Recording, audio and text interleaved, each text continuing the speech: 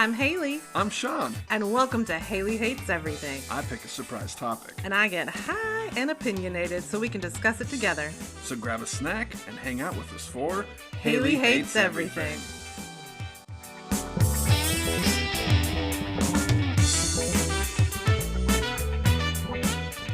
Hey haters!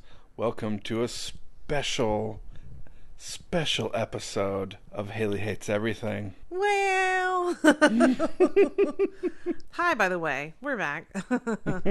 It's been a little bit, but we had a good time. We had a good time at the beach. It's very relaxing. I usually, have an itinerary and stuff, but I had some relaxing days. I read a whole book like in a day, which I never get to do, so that was great. And yeah, we just been getting shit done.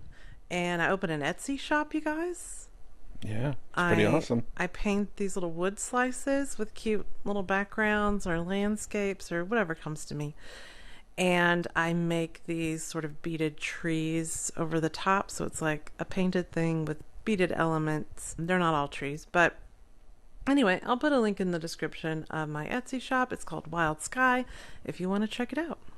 Yeah, do it. So we've been busy and now we're back. And Sean is making me watch Dune. Not just one Dune, two Dunes. Oh, yeah. The old one and the new one. And I'm not happy about it. I am not happy. Hailey's seen the original Dune, I would say, the 1984 Dune, because, I don't know, some amount of years ago, we made a pact this one year to do a movie exchange. So, like, I made her watch Dune, and she had me watch Titanic because I'd never seen it before. And this I forget. Is nowhere near Titanic. I think Steel Magnolias and Fried Green Tomatoes. And maybe Dirty Dancing, or you had already seen that one? I think I'd seen it. But yeah. And I went like full hardcore sci-fi, like Dune, Blade Runner. I threw in a Time Bandits in there, which she didn't hate Time Bandits. No, Time Bandits I felt was fun. There was a Jeff Goldblum one though. Which one was that? Buckaroo Banzai. Buckaroo Banzai. You made me watch that. Yeah. I like Jeff Goldblum. And so yeah, that one wasn't too bad. That was the first one, because I like Jeff. Oh yeah. And so we watched that, and I was like, okay, And then I think, what was next? I think Dune was next. Was it? Yeah. And we'll talk about that in a moment. Then it was Time Bandits, I think, and that one was fun. Yeah, I try to not like do two hardcore sci-fi movies right after each other. And then Blade Runner, hated it. I don't like it. Harrison Ford, very attractive. Everything else about that movie sucked. It just fucking blew, and I don't like it. And that's kind of how I feel about Dune. I don't like it. Look, there's too much sand. Homeboy from Desperate Housewives is in it. You got Sting and Patrick Stewart, but they're barely in it. I remember that. And you got the little redheaded girl from that 70s show. She's in it, but she's this creepy little kid with bright blue eyes. Going, my brother Paul Moadi. That's pretty close. I think it's more like no, I can't even do it. My brother Paul Moadi. And that's basically what I just did. Is. Okay. Anyway, she's always talking about her fucking brother, and they don't even look related. The Cuisinart Cataract. It's always about the Cuisinart Cataract. There's too much sand. I just remember it being fucking boring, and I hated it. And I will tell anyone, I hate Dune, them. But the new Dune is out. With the sweet boy child. No. Timothy Chalamet. No one apparently can resist his boyish charms. No. If he came up to me, I would hit him with my purse and run. I don't trust him. Okay? I just don't. He looks like a 15-year-old boy, and those can never be trusted for the most part. Hashtag not all 15-year-olds. I don't have a reason to not trust him. He's supposed to be a good actor. I think I've only seen him on SNL, and I didn't like his whole thing. But there's so many people in the new Dune. I think he's Oscar Isaacs. Well, okay, Oscar Isaac, he's fine. And Aquaman's in it. Oh, bulky guy? Yeah, Aquaman. Khal Drogo? Khal Drogo is in it. Khal Drogo's in it? Jason Momoa. That's his name, Jason Momoa. I couldn't remember his name. I'm just like, oh, the guy with the tan. The guy with the eyebrow thing. Long hair. Yep. And even, Charles Grodin's son. You know, he's in Goonies. Sean Astin?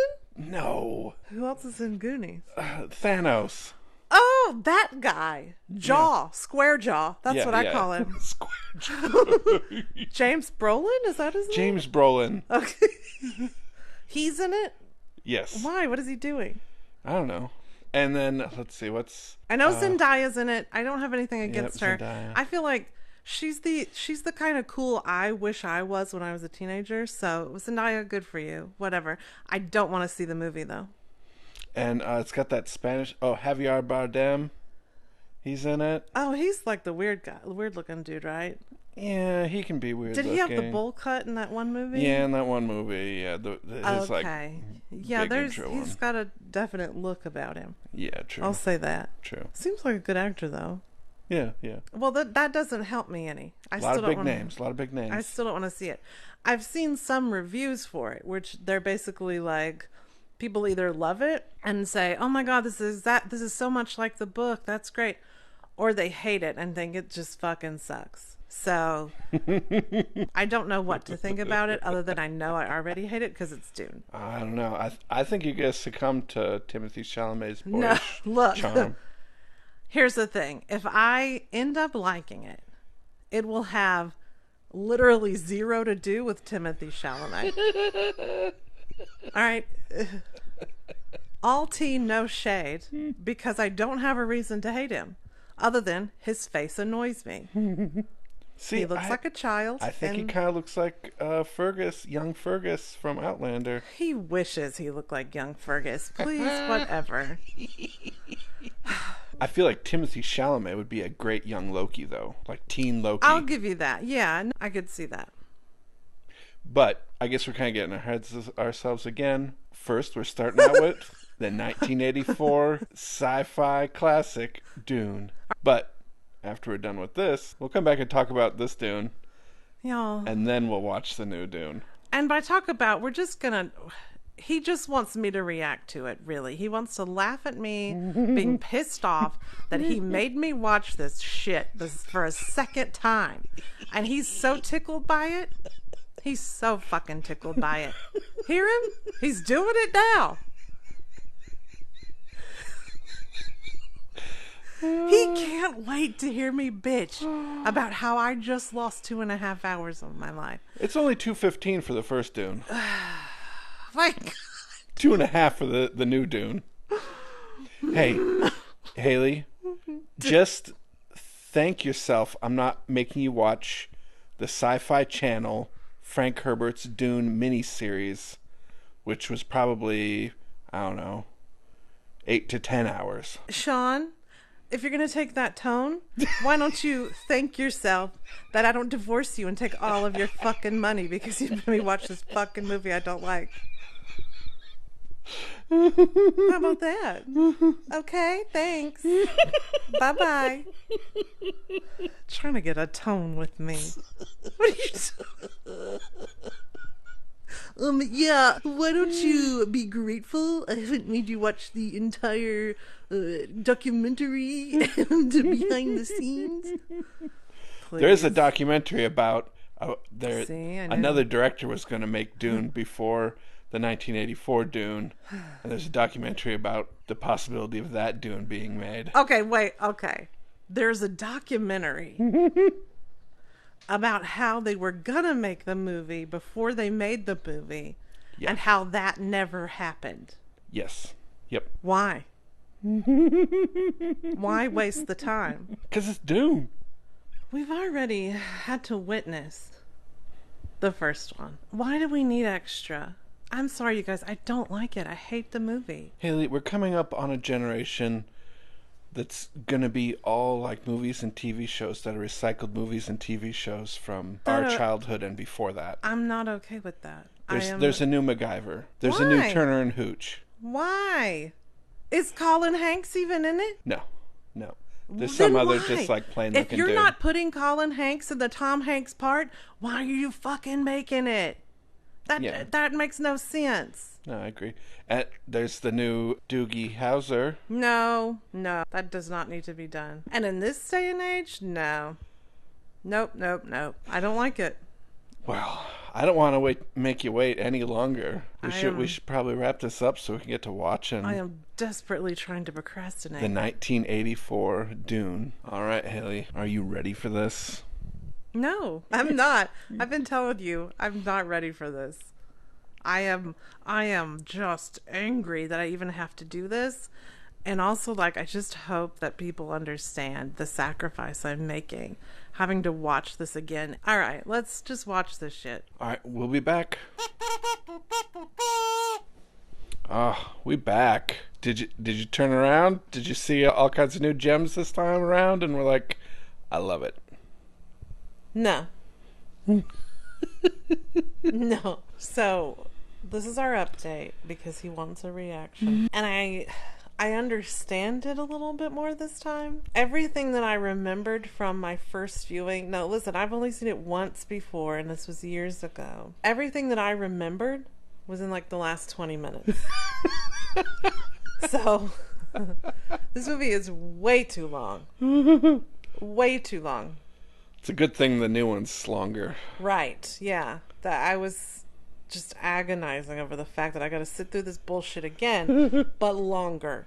But I do understand some of the story better. Okay. I still don't like it. It's fucking dumb and it doesn't make any sense to me, other than I sort of understand what's happening. But it doesn't mean I like it. And I have 2 and some odd pages of typed notes to go over when we discuss. It will be interesting to see in the next one if they've changed any of the, problematic super offensive stuff. Yeah, type of things and stuff. Yeah, I'm wondering how they're going to handle the problematic pieces. And I'm also interested to see what the visuals actually look like, because now we have, better technology to do these things. True. Justice. Just better looking and better textures and the, what do you call it? Special effects. Oh, yeah, special effects, yeah. Yep. There's a certain thing I was trying to think of and I can't because I'm high. It'll be interesting to see, like, with a different director's vision and stuff. I mean, this was directed by David Lynch, who's kind of like... An odd duck? Yeah, an odd duck. I also kind of feel like it was part of the times where you kind of put a little bit of more crazy, gory, like, horror type stuff into everything back then. It was nasty. Let me tell you, the scenes that are so gross, and I don't want to get into it much right now, it made me physically ill. Like, it was so disgusting that I wanted to vomit, and I didn't want to look at the screen. It was awful. Like, my stomach hurt. You don't want a little juice box where it crushes a live little animal and then you suck out the juice? No. It's the future version of a Capri Sun. Yeah, no, I get it. I don't like it. And I don't want it. You ready to install a heart plug? Oh, yeah. I mean, that makes a lot of sense. Just have a bathtub plug where your heart is so anyone can snatch it out and bleed you dry. That makes perfect sense. Put one in your nipple holes so people can just yank tubes out of your nipples and then you just go juicing out. No, thank you. There's no reason for that. Y'all, this movie is insane. And we're not even getting into it right now. But let me just tell you, everything is fucking insane. And I want to explain it to you so you understand what I'm seeing and where I'm coming from. But that was not a good 2 hours and 16 minutes. It was really slow in the beginning too. Yeah. And I hate the voiceovers. Oh, you don't like the whispering inner dialogue? No, I don't. It was like stuff they would have been saying if it was like it was a play. the character would step off to the side and say these things. Yeah. That's what they were saying in these whispering voiceovers where they were telling you what they were thinking. And I don't like it. No, A, it was creepy. 2, just be a good actor and then you don't have to say these things. Or like whoever wrote it should be a better writer so we don't have to have you say it. I will tell you, I did note down a number of differences between the audiobook and this movie because, yes, I listened to the entire audiobook for this. Glutton for punishment, that one. I forget how many hours it was. I'll have to look it up. Oh my God. I only found out a few days ago that you listened to the audio. Yeah, that'll be interesting. You can tell me what happened in the book. Apparently the newer movie is closer to the book, so according to people I saw comment on whatever the hell I saw on some article somewhere. So yeah, that'll be interesting. I don't want to say I'm looking forward to comparing and contrasting everything with you because I'm not. I don't want to watch it. But it will be interesting to note the differences and if the new one is any kind of redeemable in any way. We'll see. I don't know, you guys. My brain is just done. It's done for the day. I think the boyish charm of Timothy Chalamet is going to turn you. I don't think so. He is too young and he's got a bird nose. I'm not interested. I'm 40-fucking-1. I don't need a Timothy Chalamet in my life, okay? All right. Remember, we're not getting into it yet. We're going to watch the new one and then on a different day because I can't take it all in one day, you guys. And then we'll be back and we'll talk about all of it in more depth, I suppose. And we're back. We watched Dune, the 2021 version. Or Dune 2, the Duning. That's what I called it. The Dune-a-nooning. The reduning. Yeah, oh, that's good. Yeah, I like that. We watched it in our home theater on HBO Max. Well, home theater is a very flowery term for our living room. But the Yes, TV's true. kind of big. Yeah. My living room is better than going to a theater right now. Still not comfortable with it. Yeah, indeed. So we watched it, people. Two and a Yes. half hours. And just to recap, we watched the original 1984 Dune one night. Yes. And then the next night, we watched Dune, the new Dune. Dune 2. And now it's the following night, and we're recapping after having things sunk in. Yeah, so we haven't discussed it together. I mean, there's been a couple of things we've said here and there in passing because we want to talk about it, but we've tried not to discuss it together at all this whole time and save it for the podcast. Yeah, yeah. And so, of course, we're going to spoiler, the whole this Dune movie. The new one? Yes. Yes. But also announced today is there's going to be a second half. Yes. They finally announced it today that they're making it. So, in theory, that comes out in 2023, something like that. Oh, snap. Yeah. Okay, well, there will be a part. We're going to kind of discuss this as the story progresses from the first film from 1984. But there will come a time when the events of this new Dune that just came out, when those events end and the first movie continues with the rest of the story. So at that point, we will tell you extra spoilies. So in case you don't want to know the rest of the story from where this Timothy Chalamet movie ends. Yeah, yeah. If you want to save that up for the next time. But we will let you know at that point. How do we want to refer to it? Do we want to say Dune 84 and Dune 21? Or like T-Shall Dune? That's too much. That one is too stupid. I don't like that. I mean, I'm fine with calling them Dune and Dune 2, but maybe that's too confusing to people. I don't know. So are we going to say Dune 84, Dune 21? Is that going to be too much? Too many numbers. It's a lot. Old Dune, New Dune? Okay. Yeah, that's fine. Old Dune, New Dune. Okay. It doesn't roll off the tongue exceptionally well, but yeah. All right, Hailey. We know you hated Old Dune. I still hate it. Yes. How do you feel about New Dune? Well, I set out thinking I'm going to fucking hate this shit.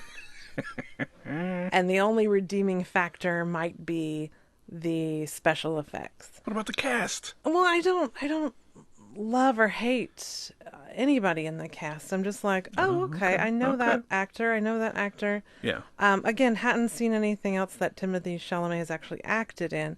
I've just seen him on SNL, and that wasn't impressive. Yeah. So, like, I don't know what I'm gonna think about him. I think Zendaya's super cool, but she does have like the same facial expression on her. Well, we'll talk about it. Oscar Isaac, yeah, he's great. Other than that, I didn't know what to expect, or I wasn't like super excited. I was kind of bummed that I'd have to watch it. But there was nobody that was like, that's what makes me want to watch it. I'm going to watch it now because that person's in it. There was nobody like that, really. Yeah. So yeah, I was just like, I just did this because I needed to for the podcast. Sean's making me watch the fucking movie again, so now we have to watch the second one. That's the whole reason I watched it, for the podcast. So not expecting to like it because the old Dune was so shitty. Yeah, yeah. Let me tell you a secret. Oh, I should talk like in the movie. I liked it. I enjoyed it. Oh, and shit. I wish the second part was coming out tomorrow because I really want to see it. I want to see what they do with the story and how everything looks. I'm interested. Yeah, yeah. I liked it. I really liked it. I tell you what, it is 1,000% better than the first film. The plot makes more sense. The acting is astounding. Like compared to the old one, oh my God, the acting just makes it all make more sense. Yeah, so which is a big note in my yeah, in my notes, in the first 30 minutes I have, there is actual humor, there is feeling, and just acting, exclamation point. Yeah. And that's just the first 30 minutes. Yeah, I was impressed with that alone. Like, oh, I get what this character is feeling now. Yeah, yeah. I understand better what's happening and the dynamics of things better because people are actually acting on their own. They're acting with each other. It wasn't just this like weird monotone play. I felt the first one, the old Dune, kind of felt like it was supposed to be a play in the way that things were happening. And just like the dialogue and stuff, I don't know, it was weird. Just like a real shitty, odd play. So yeah, do you want to go ahead and launch into it? Because we're going to start talking about it, I guess. Indeed. So we're going to be talking kind of linear with the old one, but we will interject stuff with the info from the new one and our opinions and stuff. And again, we'll get to a point where the new one is done and we will let you know. So yeah, we're just going to kind of go with the flow and see what happens. Yeah. And then I did listen to the full 21 hours of the Dune audiobook. Damn. So I will try to interject some points from the book with trying not to spoil New Dune Part 2 too much. Oh, okay. That's cool. Until maybe we get to the actual spoiler section. Yeah. Okay, so the plot of the movie. It's basically, so what I learned. Now listen, I've watched the old one once before, hated it. Had to watch it again, understood things a little bit better. We put on subtitles. That helped a little bit. That helped a little bit. At least I could tell what people were saying when they whispered like what they were thinking. Yeah, it was just like, oh my God. But anyway, so here's what I've learned after now watching this new one, which actually makes some fucking sense. Here's what I know. It's basically a war movie.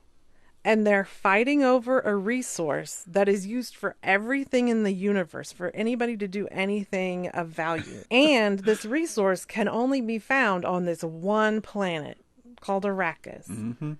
And everybody's like fighting for the power and the money of owning this resource. It's basically a war movie. Yeah, yeah. Okay, so spice, it extends life, and it gives you... Expands consciousness. It helps with travel. Yes, it through the expansion of consciousness, it gives the space navigators the ability to fold space and essentially like teleport through space. Okay, now see, the first one didn't really explain any of that. It was Yeah. basically like they said extends life, expands consciousness, and helps with space travel. And I thought, well, that's a fucking weird amount of things for it to do. Yeah. Like it can help with travel, or like be a totally trippy drug. I just didn't, and expand your life. Like it was just a weird combination of stuff. But they didn't really explain it. They also took it in various forms. It was in powder form, it was in liquid form, it was in gas form, and it came in those little Tootsie Rolls that Paul took at some point. Yeah. And again, it can only be found on this one planet. And the whole like warring is like spice must flow, and it has to keep being put out into the universe so people keep, needing it, and people get money for it. The people who control the spice, who controls the spice controls the universe or whatever. Yeah, so they're just being greedy fucks, and they want to take all the resources from this one planet and get their money, Yep. honey. Yep. That's basically what's happening. Yeah. In the book, I forget exactly how they tie it in, but because the spice expands consciousness and helps with seeing the future, and that's somehow how the navigators do it, is they see the future. Like if they're in Caladan, they can see the future at Arrakis, and then somehow that allows them to fold space and allow the ship to appear in this future spot. Okay, so that's interesting Mm-hmm. because it seems like the spice can do for travel what the indigenous people think their Messiah Paul could Mm-hmm. do, because they say something about him bending time and space. Mm-hmm. So if nobody wants this guy to be found in this prophecy to be true, we'll get into that in a minute, guys. Because if it is, he has the power to do everything the spice already does, and if the spice isn't needed, then nobody get their money. Is that really the issue? I mean, yeah, the whole thing comes down to money, because the Space Guild charges exorbitant amounts of money to, travel things through space and stuff. So everything's money. Money, money, money, money. Yeah, and the spice is money, and Yeah. whichever tribe of people, group of people, planet of people are controlling the spice, it's their money. They're like really raking in the bucks here. Yeah. And they want everyone to want spice because then that's how they get their money. And so then if these people that they look down on, if their prophecy is true that there is someone who will be able to do what spice does, they would be the one with power. And the people who are running the spice, it wouldn't be needed anymore, and they wouldn't be getting money. So they want this guy dead, if he Yeah. is even real. Well, yeah. Yeah, it gets complicated. It's crazy. Okay, so Let's, let your brain soak on that for a minute. yeah. I will say in the second one, we actually see the spice. And the idea of spice is very convoluted to me because in the new one, spice is this very like reddish orange glitter. It's gorgeous, you guys. Like I'm a spice addict. It's this beautiful glitter that is just kind of in the sand, in the air. It's just kind of floating around. It's sort of what this planet is made of, essentially. It's just like in the air. But there's a part in the old Dune, I'm trying to remember to keep them straight. In the old Dune, where they suggest that the worm is the spice. There are worms, guys, on this planet sliding around everywhere. I think we should have started a different way. They suggest that the worm is the spice. And I was wondering if the spice is the worm, is it like their decaying bodies? Are the worm, as the spice collectors killing the worms and like harvesting their organs or something? Yeah, I forget if they, in the book, if they go into exactly. They're definitely related. Well, yeah, and I don't want to get into the worm yet, but we're just talking about spice. Yeah. And the old one made it seem eventually that the spice was made up of worm. And that's why it was pissing everybody off, because the indigenous people sort of worship the worm, which we'll talk about later. Yeah. But in the new one, it was like this thing you could see in the air. It was like particles in the air. So it was very confusing to me what spice actually was or what was made of. Yeah. and like where it was in this planet. Is it in the air? Is it from the sand? Is it from the worm? Is it like worm shit? Is it worm throw up? Like, is it decaying worm bodies? It's never really discussed. In the first book, because there's like a shitload of books, and they're Uh-oh. huge. I don't know. I want to say there's like 7 books or Oh my something like that. goodness. Okay. Yeah, and they go all kinds of crazy areas, but I don't think they specifically say like it's this or that, but it seems like it's somehow related to young worms. That's from what I can remember. That seems like Okay, and that's also interesting because the bile of the young worms is that special magic potion that the lady has to drink in the old one. yeah, yep. Okay, that's interesting. Still, I have questions, but interesting. So, getting back to the plot and just the overall movie, now that we've gone into these very heavy parts of it, it also kind of reminded me of like Star Wars meets Game of Thrones meets Avatar, kind of, because they're talking about the resources of this planet and, people are fucking with the indigenous people there.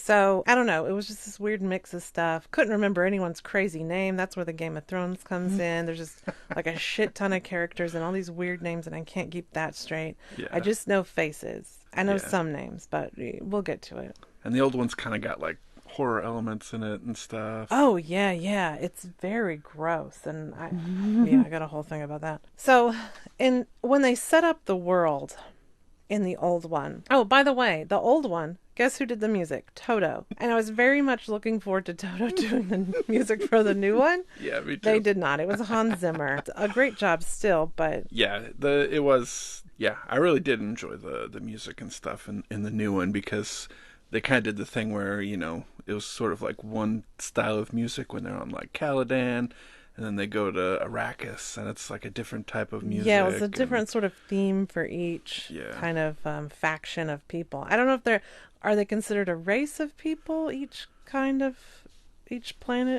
people? As far as I know, they're all humans that have, like emigrated from Earth or whatever.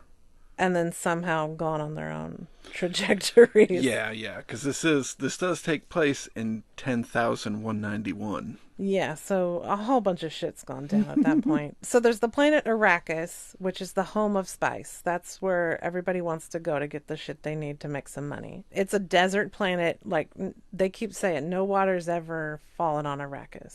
Like, it is dry as fuck. Caladan. That's where I always want to say, like, House of Atreides, like ballroom. I expect them to just be like walking the runway, high heels. Yes, Queen Mother Atreides. So Caladan is House of Atreides. They're the ocean planet, which that pissed me off too when they had to move, because they got the ocean planet. Yeah. And they're going to the desert planet? Like, no. Then we have Gidi Prime. Is that how you say it? Yeah, I think so. It is House of our Harkonnen. I just called it the gross planet because I don't really know what they do other than be nasty. Yeah. The Harkonnens are like evil, nasty, and we will get into it. Then there's Kaitane.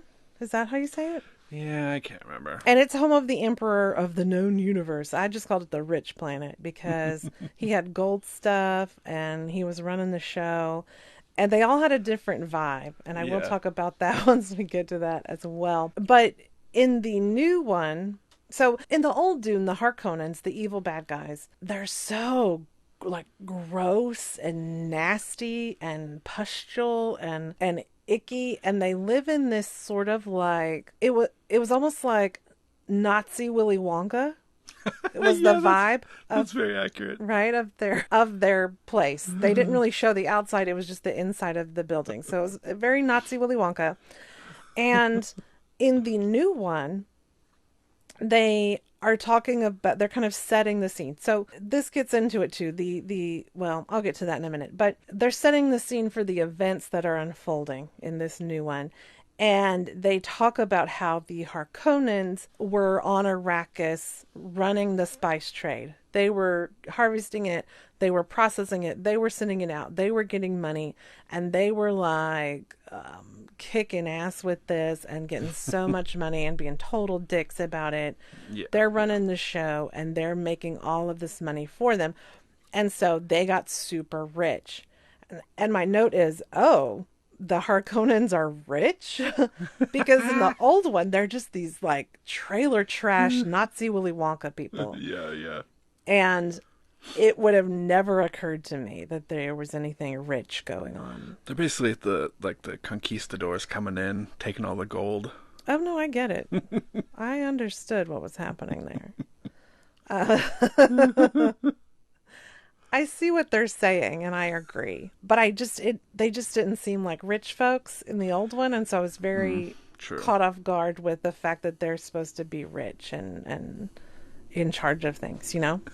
Yeah. So then we get to like the exposition. Now in the old one, it is just straight up like, here's what's happening, and here's what's been happening that you don't know about, and here's where this is, and this it was done in like a video that you would watch in school where there's like little graphs and stuff. Like it was very sort of in your face. It wasn't subtle. It wasn't presented in a more interesting way. Yeah. It was sort of very clinical, like, hey, let me catch you up, dummy, to what's happening. Here's all this stuff.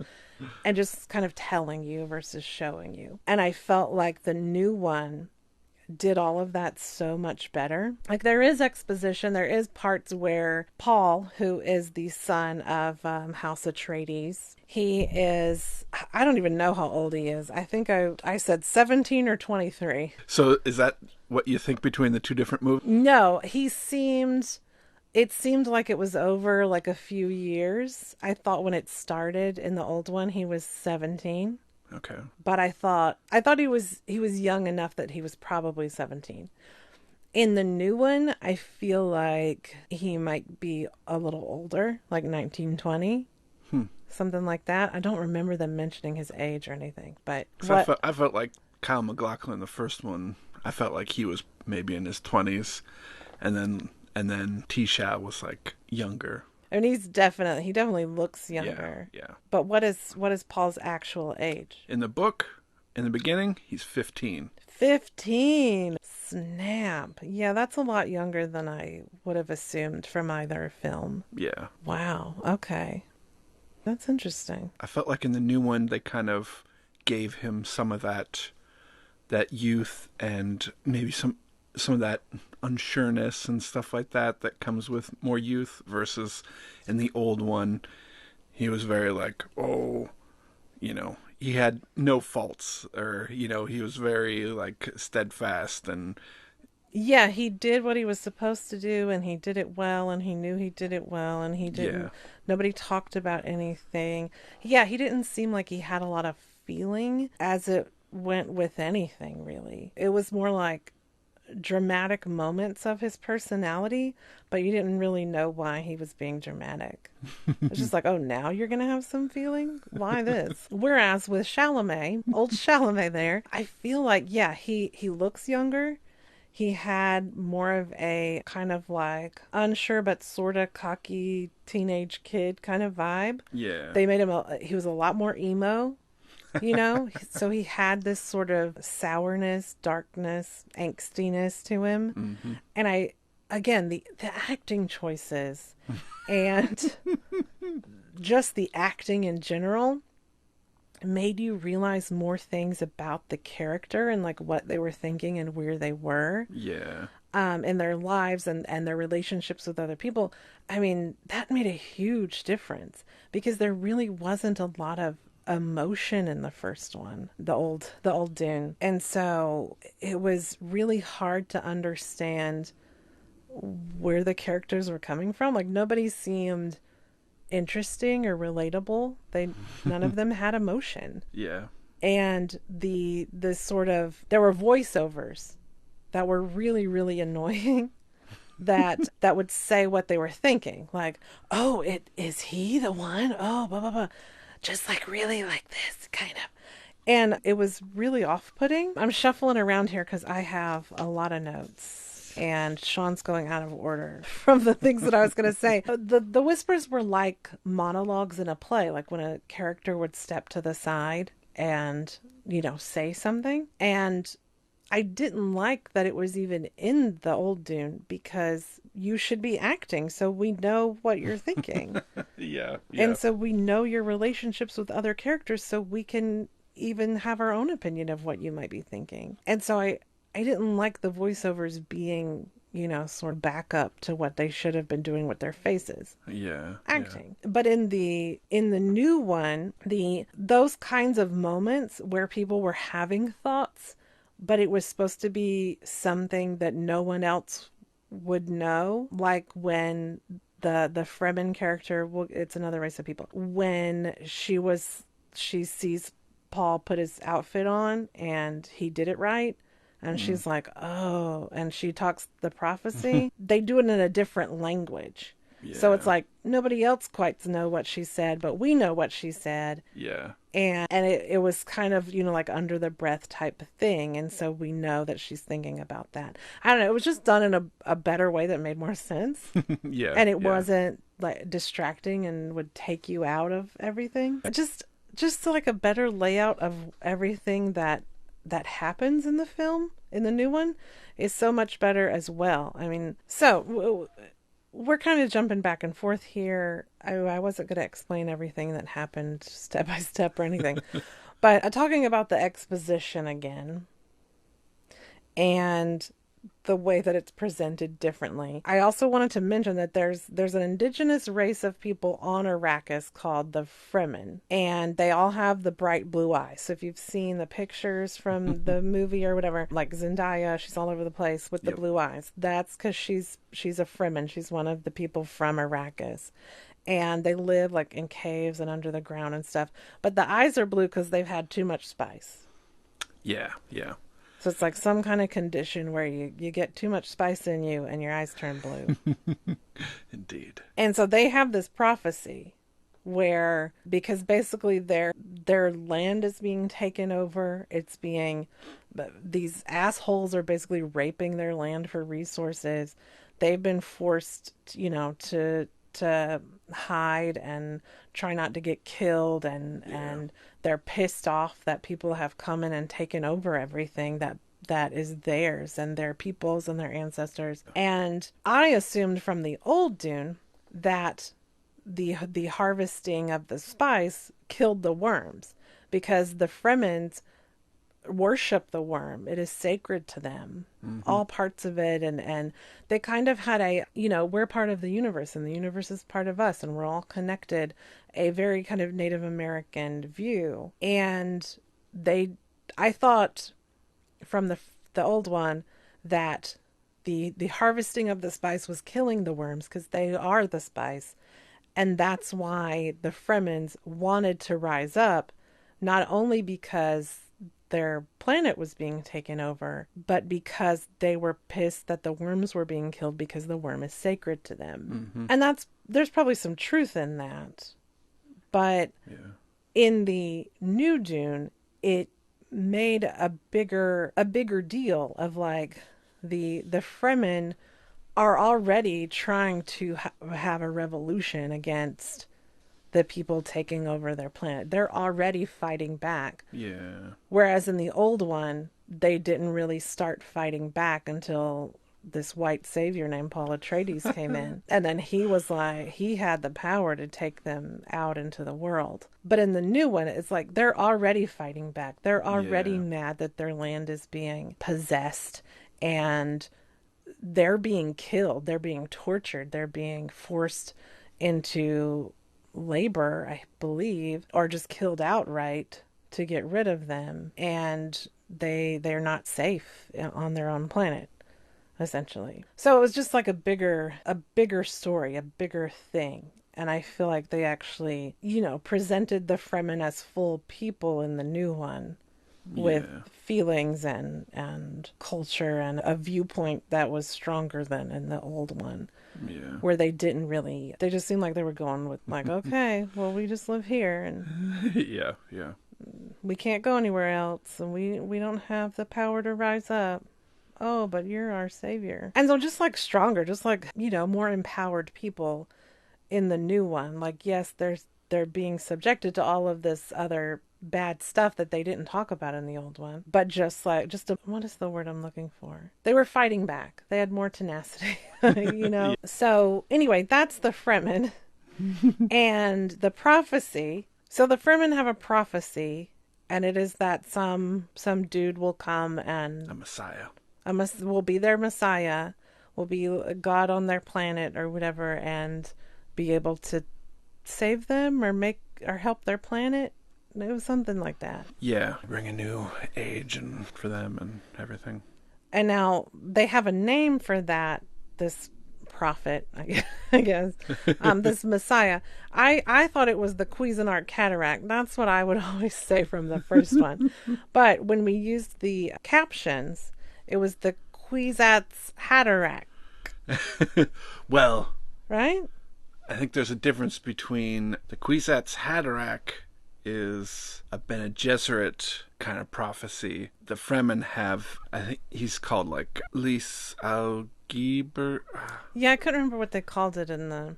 Well, it's essentially the same prophecy. It's all the same people. We know that, but I'm not sure the Fremen know that the Bene Gesserit Kwisatz Haderach is the same as their Lys Algib. Well, okay, so they're expecting it to be different people.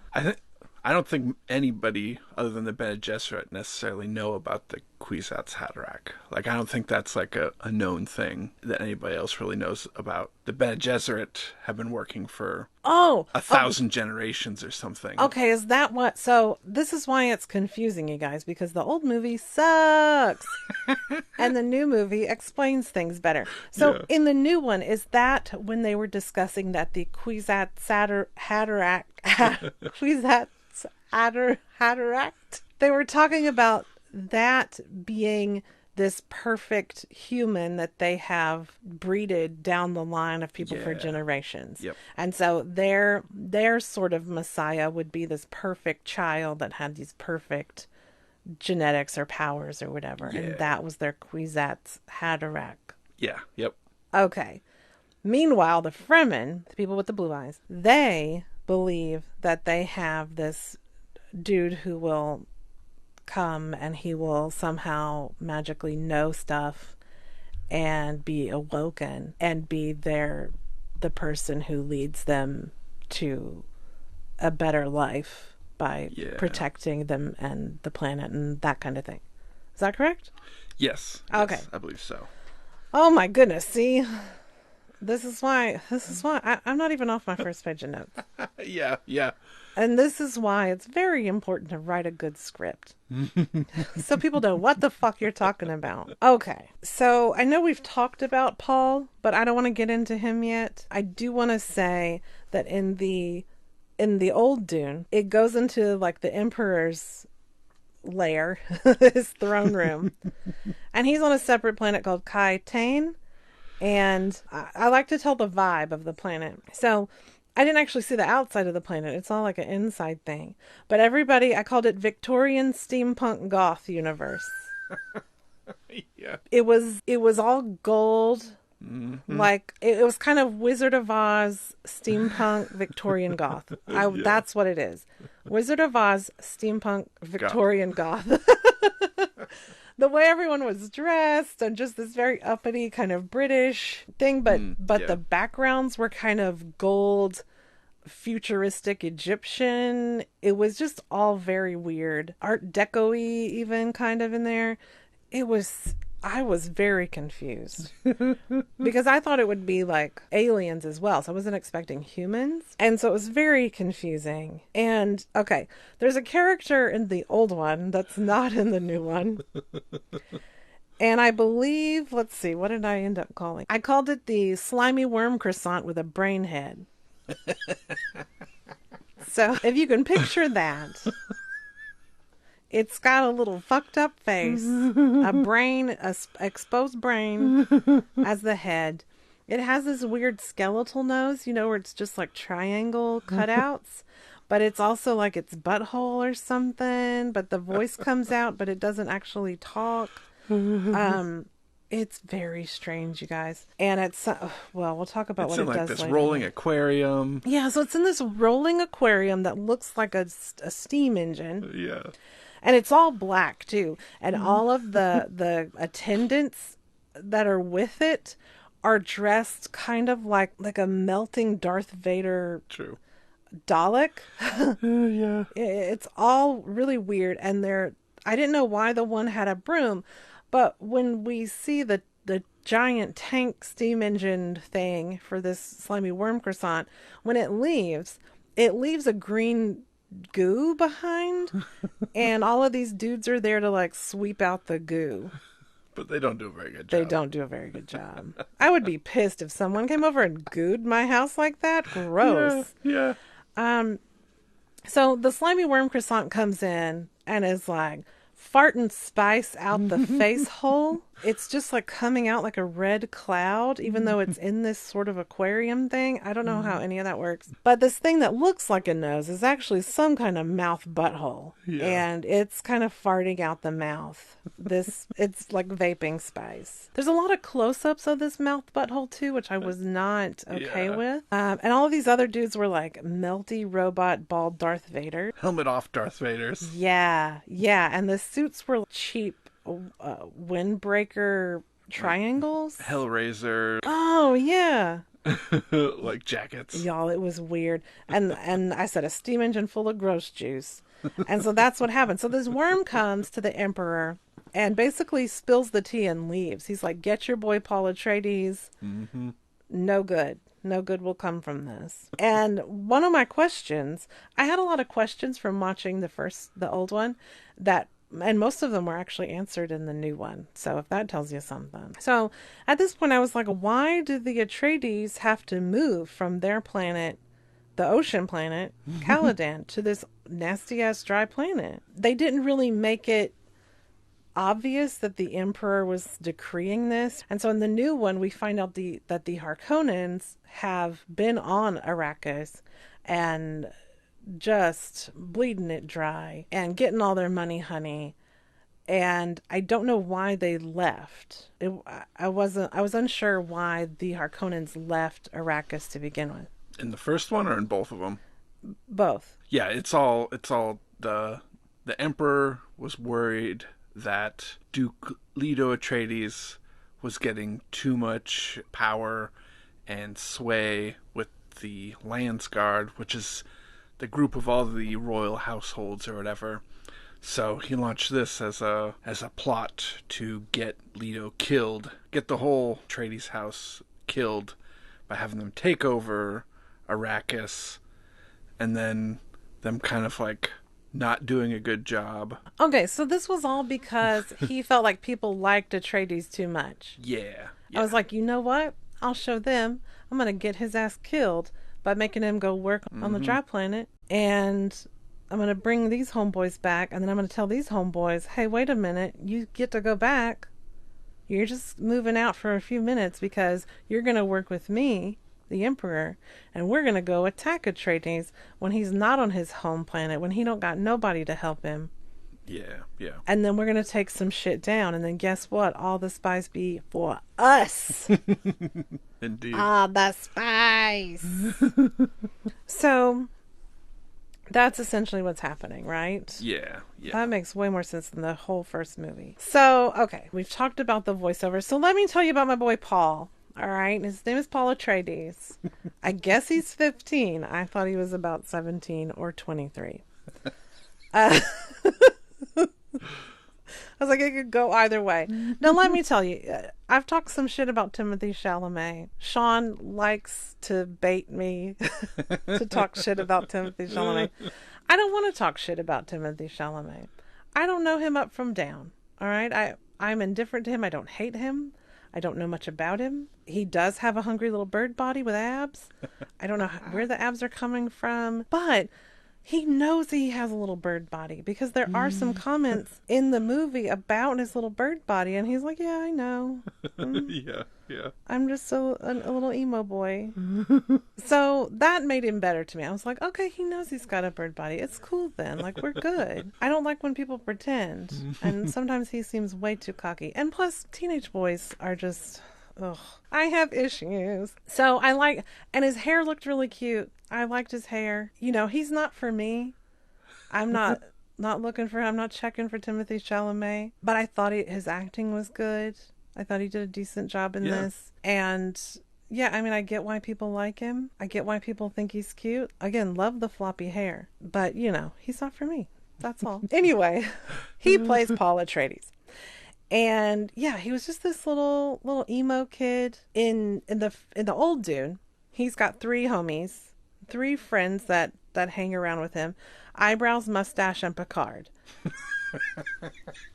So that's what I named them. So Eyebrows is like kind of like the overseer, like a tutor, kind of like that was his vibe, tutor vibe, and he's helping him learn how to use this special power. Essentially, was he just there to like make sure he was trained? Was he a tutor? I don't really understand his. In the new one, I will say, in the new Dune, the same character, Thufir, no crazy eyebrows in the new one. True. He was more of like a lieutenant or something, some kind of advisor in like his dad's council or whatever. Yeah, so Thufir is a mentat, which is... Oh, Lord, he's throwing out some stuff. Which Just is random words. a human computer. They've been trained and used spice to refine themselves into essentially a human computer. So that's where the expanding consciousness comes in as well. And yeah. so in the old one, they say these mentat people, they use too much spice, and you can tell because their lips are all like stained and weird looking, like they have mouth herpes.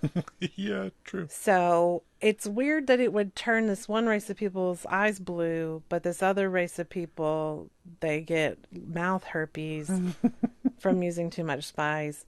And we don't know what happens to the other kinds of people. Yeah. Okay. So Thufir is a human computer. Yeah, because there's a whole thing about like how they outlawed being able to make computers smarter or more capable than humans. So I mean, that's probably a good... Yeah. So they went the route with making human more smart and capable. Dude, that's my dream. I mean, I want to be smart and capable like the most, but I also want humans to be smart and capable. That sounds great. I don't want them all to look like they got mouth herpes, but you win some, you lose some. Okay. That makes a little more sense. All right. So then there's Mustachio, who is the doctor, kinda. Yeah. I feel like in the new one, that same character, it was more like he has a power where he can kind of see your body in terms of healing and what's amiss and kind of fix things in that. Like it was a power within him that he had to heal people. But in the old one, he had little gadgets and special x-rays and things like that. It was more like maybe he was just really smart and a really good doctor. Like Bones. Using tricorders and stuff. Yeah, it was more that vibe. In the new one, he's more like touching chakra points or, I don't know, something, you know. Yeah, and he just kind of would like squeeze the head or place a hand on the person and he could know what was wrong with them or if they were healed or like he checked Paul's vitals. So that's going to check his blood pressure and all of this kind of stuff from just touching him. So he had some kind of power. And then Picard, which I think is pretty self-explanatory. Patrick Stewart is one of Paul's, sidekicks. And he's the like weapons person, right? This sort of military trainer type situation. Yeah. And so in the new movie, that's played by Josh Brolin. I think we said James Brolin in the beginning. So we're I tried to say it was James Brolin's son.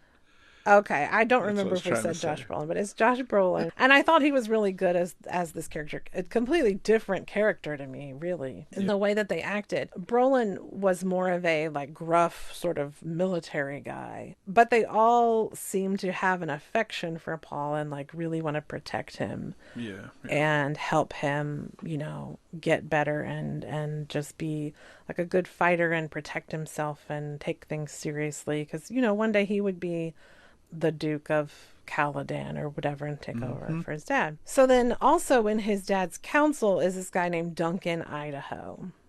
Now, is he like one of the head military guys? Yeah. Yeah. I believe so. Okay. So in the old Dune, he didn't have a lot of part of it at all. He was like he maybe had 3 lines. He was Yeah. in and out. And the way in which he and Paul from the old one, the way that those characters interacted with each other made it seem like they had a thing. Like I expected them to kiss. I thought it was a sexual thing going on. And that's why the dad sent Duncan away because Duncan had a thing for his son. I thought that was going to come out. It never did. And again, it's just like the acting and the character choices for the new one, and also in establishing certain relationships like Paul with his mom and Duncan and Paul, where it was not sexual at all, and Paul and his dad, and Paul being so moody and everything all the time, just made it so much more understandable about what is happening, what is going on, what are the dynamics of everything. Yeah. Yeah. So in the new one, Duncan Idaho is played by Jason Momoa, and he was very like an awesome uncle to Paul. Yeah. He was very affectionate and playful, but also serious and loving and kind and protective, and like just that sort of vibe of like this great uncle that really has your back and wants to help you, and someone you can rely on and trust that's not a parent. And I believe he had spent more time in the actual training with Paul versus Gurney. Okay. So they had more of a friendship and everything then. Okay. So in the old one, there was a scene where Paul and Picard they turned into these block creatures and would fight each other. And I was like, oh my God, why is this even happening? This is awful. And so I really love the way they did it in the new one where they were kind of shimmering. Yeah. Kind of yeah. like they would turn on this protective shield and they would sort of shimmer like a lightsaber and make a little noise. And then when anything would touch them, the sound they would buzz and they would shimmer because they had this sort of protective outer crust on that was invisible. And, things couldn't penetrate them like swords or knives or whatever. If they're moving fast. Yeah, yeah. So, it wasn't impenetrable. Like we find out later, stuff can still get through, but Yeah. it was a helpful thing for them in battle and stuff when they're moving. It makes like guns with bullets and stuff useless.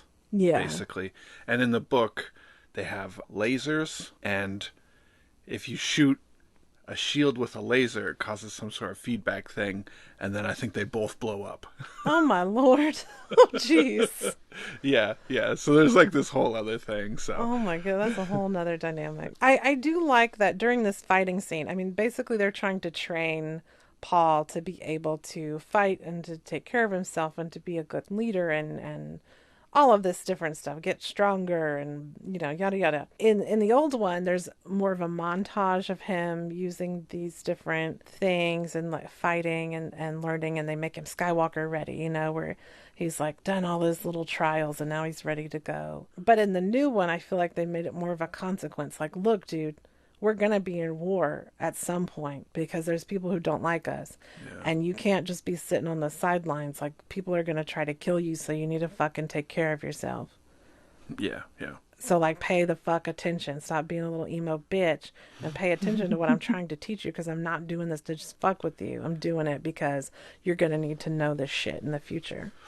And then also in the old one, they bring up the weirding modules. Yeah, I was like, weirding? What the fuck Which is completely unique to that movie. Oh, okay. The weirding modules aren't in the book. So the weirding way is Well, this magic that his mom has teach. Well, we'll get into what his yeah. mom is in Okay. a minute.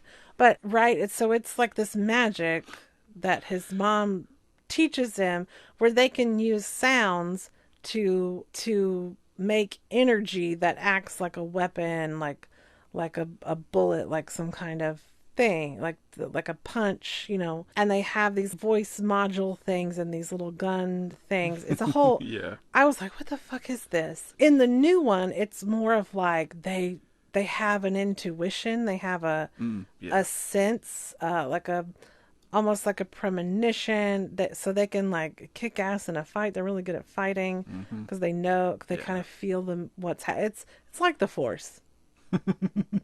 All right, so that's more of like what it was presented as in the new movie. Yeah. I think that's more accurate. It's Okay. like a fighting style Okay, that makes and yeah, some stuff like that.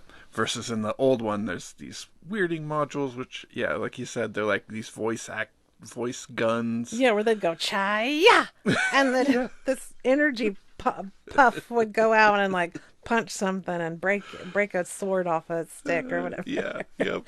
Yeah, so it was very like they all were all just like yelling. So at this point, we find out that Paul is having premonitions. He's having these dreams that he doesn't really understand, and they don't make sense to him, and he just doesn't know what's happening. He doesn't know why he's having these dreams, but he sees the same girl, and he feels like it's something important, but he doesn't really know. And there was a quote that I liked.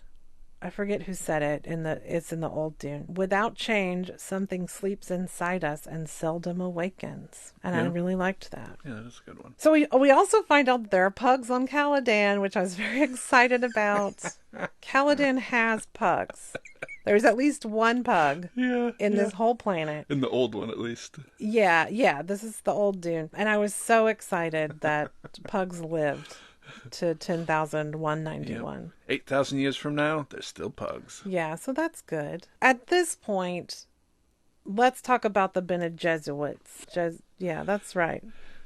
The Bene Gesserits. Bene Gesserits. Okay. Yeah. So I feel like it was explained much better and more well done in the new film. Like Exactly everything. yeah, like everything. But basically, they're sort of like witchy magic nuns Yeah. Yeah. in a sense. Yeah. Except they're trying to breed more of them, so only women, and they think that's the way to get like a perfect person Being. Yeah. that is their sort of god. But that's just secret to them. They to the outward world, they are mainly truth sayers.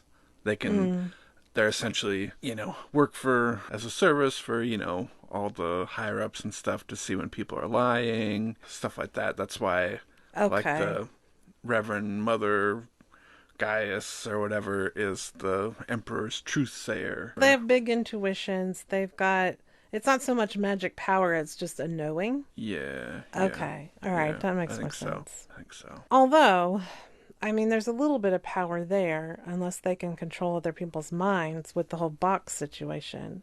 And they do have the voice that they can use. That's right. They do have the voice. So the voice is like this Zool thing that takes over, and they say something, and people will do it. Yeah. So they can kind of command people to do stuff against their will. And so in the box situation, basically that happens because Paul's mom isn't married to Paul's dad. She has been a Gesserit, Yeah. and she was supposed to give birth to a girl, Yeah. but she fell in love with Paul's dad, Leto. Yep. I always want to say Leto, Jared Leto. They fell in love, and the dad really wanted a son. Mm-hmm. And she found out she was having a son. So instead of getting rid of it, she's like, I'm going to give him his son because I love him. Yeah. Even though it'll put me in trouble with my group of witches. Yeah, because they've had, I forget what they said, hundreds of generations or thousands, I don't know, some massive amount of generations breeding plan to come up with the supreme being, the Kwisatz Haderach. And we all know any supreme being's not going to be a man. And they know it too. So they're pissed that Paul is even alive, that And he was even born. yes. And one thing from the book is like part of this whole breeding thing. It's really weird. So they'll have like existing Bene Gesserit women go have sex with somebody to create an offspring. So they That kind of loan him out just to get him pregnant, and then they'll use their weirding ways or whatever, if they have to get some, oh shit, essentially. okay.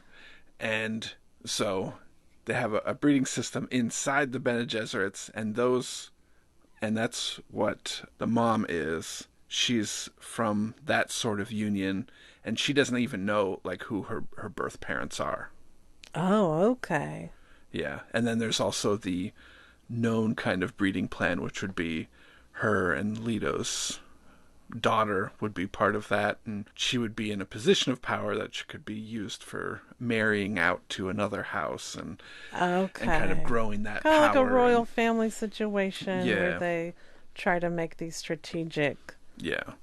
breedings, So essentially. later I will reveal in the spoiler section the mom's lineage. Oh, okay. All right. So Paul has to go through a little trial with the head bitch in charge, The Reverend Mother. the Reverend Mother. And she's like, she forces him over and doesn't think that he's going to live through this because no other guy has. Is that correct? I believe so, yeah. Yeah. So he has to put his hand in a box, and she has the little needle called a gum jabar, which it doesn't mean anything to you guys, but I remember, so I'm going to say it. And she's like, hey, if you pull your hand out of the box, no matter what happens, you're going to die. I'm going to stab you with this thing. It's poison. You're gone. Mm-hmm. So if you don't want to die, fucking listen. Don't pull your hand out of this thing. Your hand is gonna be on fire. It's gonna feel like it's on fire, and the skin is peeling off and it's getting all crispy. In the old one, she kind of antagonizes him and is like, doesn't it feel crispy? And she's all in his face. I'm like, bitch, come on now. Just let him do his thing. But I thought it was better done in the new one again, because I don't know, just the acting, the way he interacted with her, the way she interacted with him, it was better to understand what was happening. I thought it was just all more believable. They had all of these sort of B-roll hand crisping images in the old one. That was it. In the old one, it was way more gross. It was like, oh yeah, the it flesh was like is a like horror bubbling movie. and like it showed this just like dripping off and all kinds of stuff. Mm-hmm.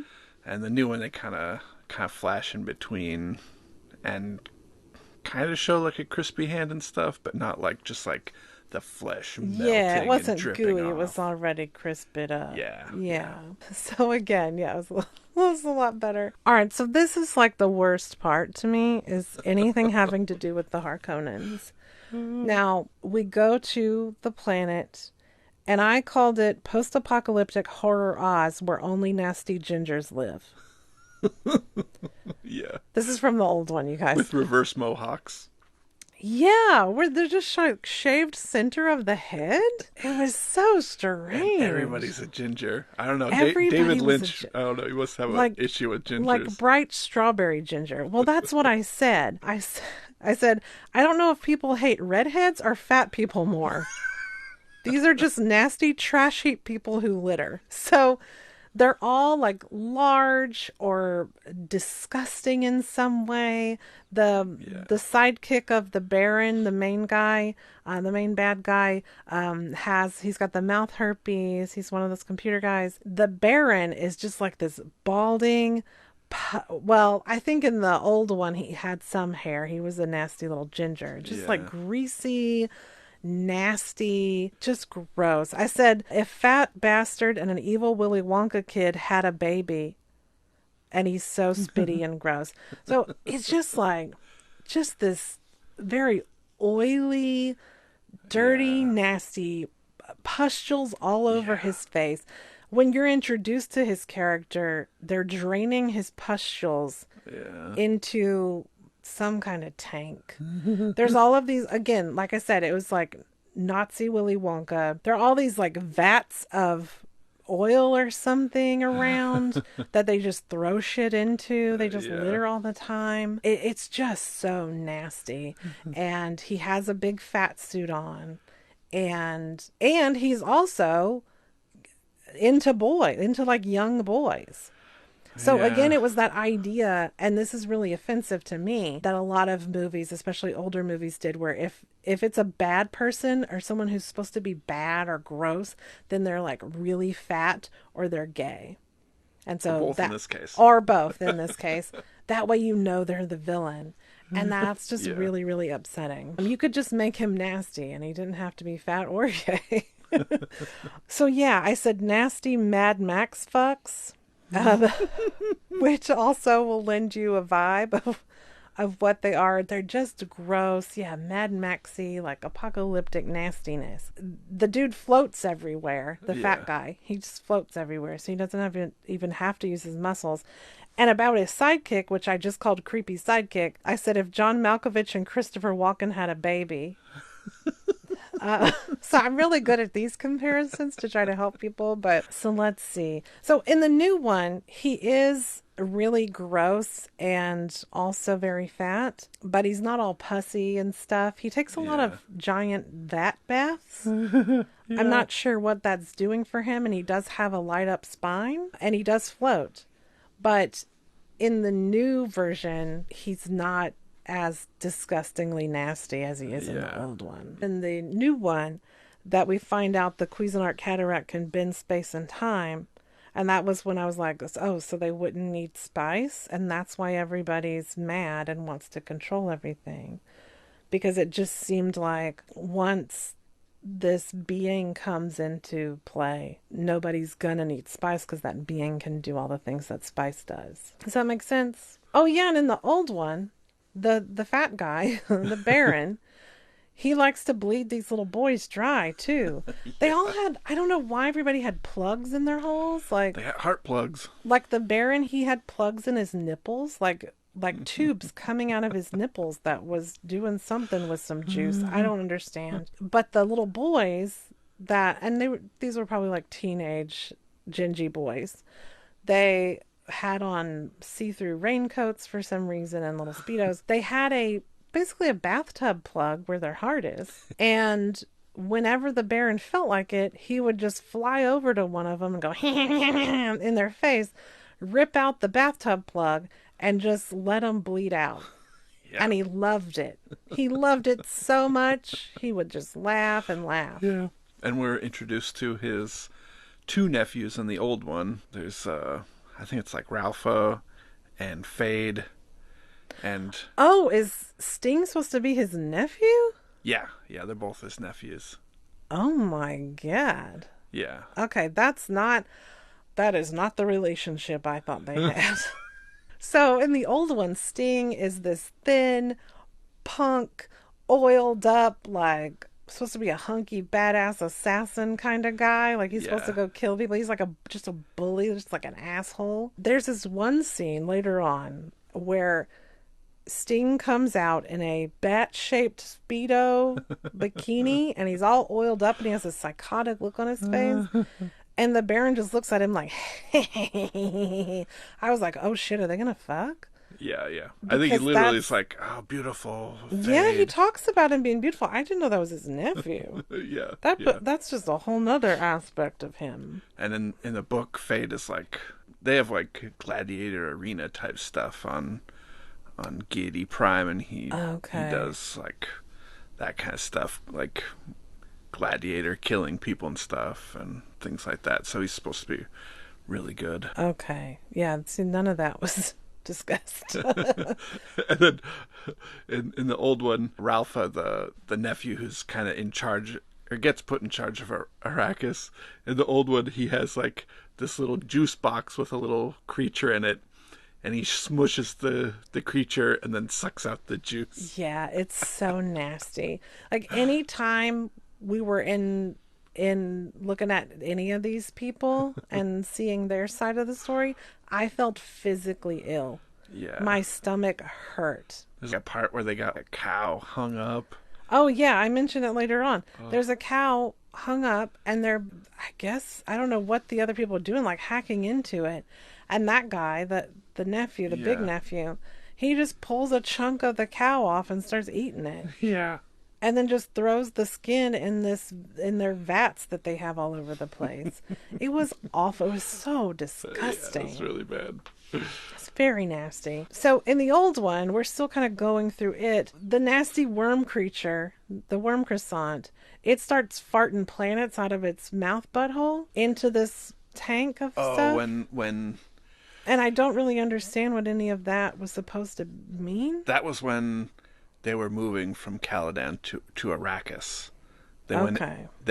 When the Atreides, all their ships went into the big spacing guild ship, and then the floaty croissant brain, I guess because they wanted to visualize it or something, he like shoots thing out of his mouth and makes a hologram of each of the planets, and then he's farting out planets. and then that's how it's shown that they travel to another planet. I don't understand why he was doing that, though. What was the point of that? That's just Again, this character's not even in the new one. Yeah, it's just how I guess David Lynch wanted to visualize them transporting from one planet to another. Is that creature in the book at all?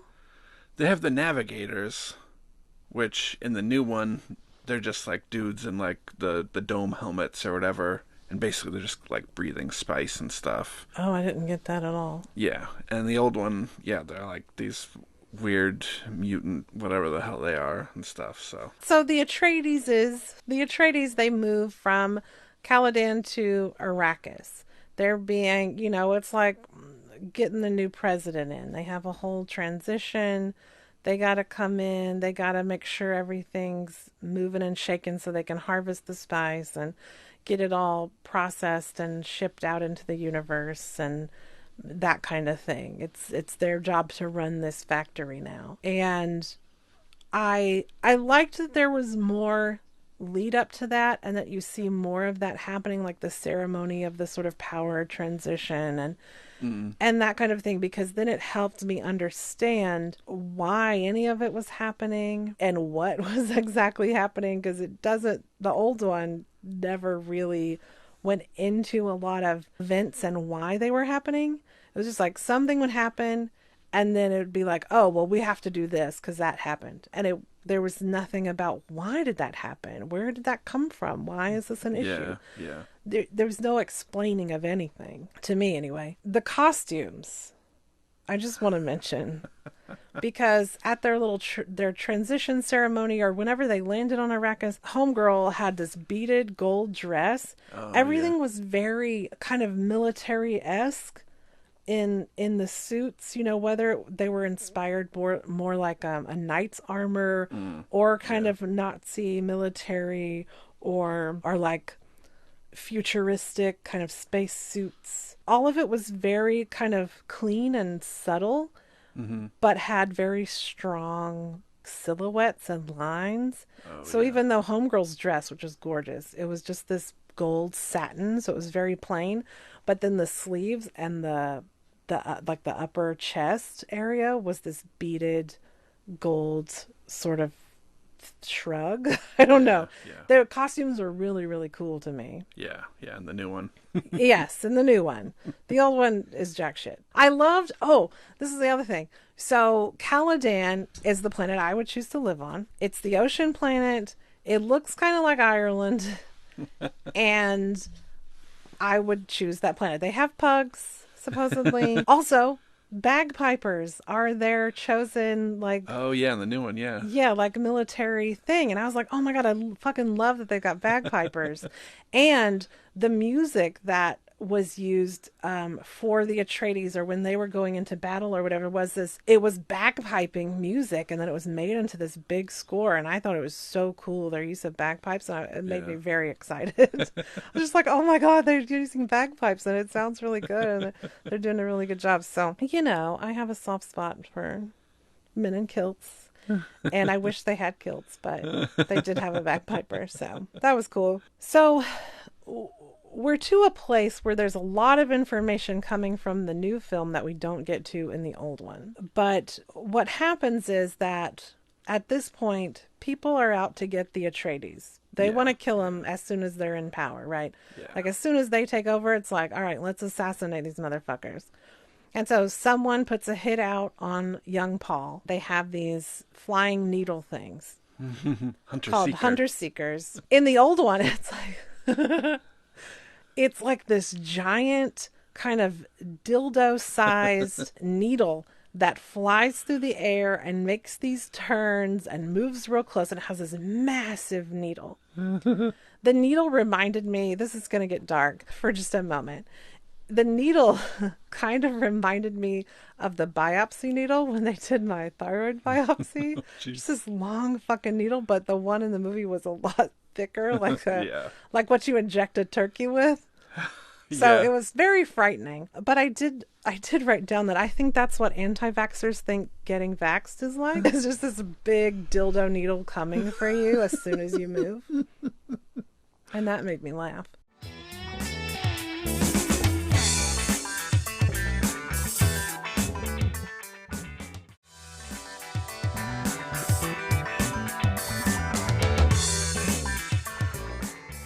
So when the Atreides move to Arrakis in the new one, there's all the fans lined up, which, like there's celebrities coming to town. Yeah.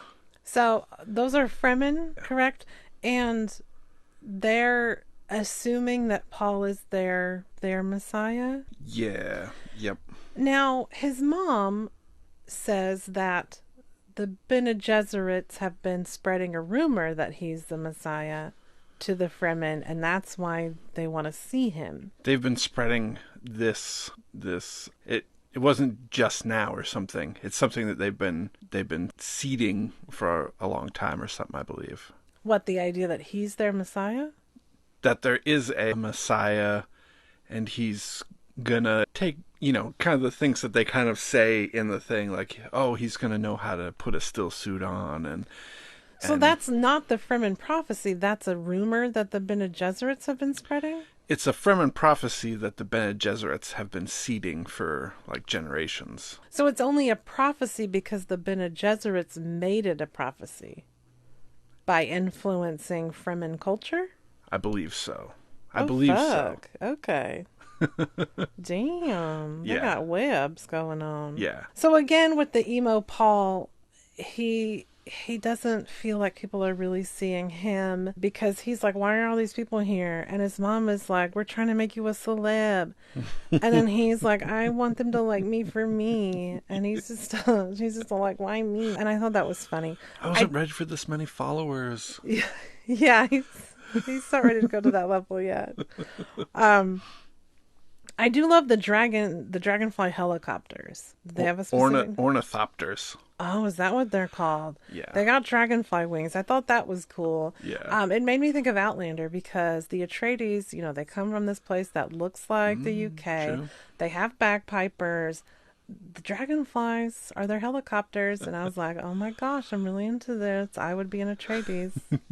I think it has to do with like the sand and stuff like that. That's why they aren't using like normal ships or whatever. Okay, I thought they were really cool looking. Yeah. And also the scale of everything in the new one is so much larger. Yeah. It's so vast, and it also lends to the story and the idea of what's actually happening when you can see this like giant metal city that they're going to kind of take over, and just the vastness of everything, just how big and everything is. So that really helped. That helped me kind of visualize what's happening, just seeing the scale of everything. Now, this is a desert planet, and so they have these systems in place. People can't be out in the middle of the day. Like once the sun is too high, y'all are going to die.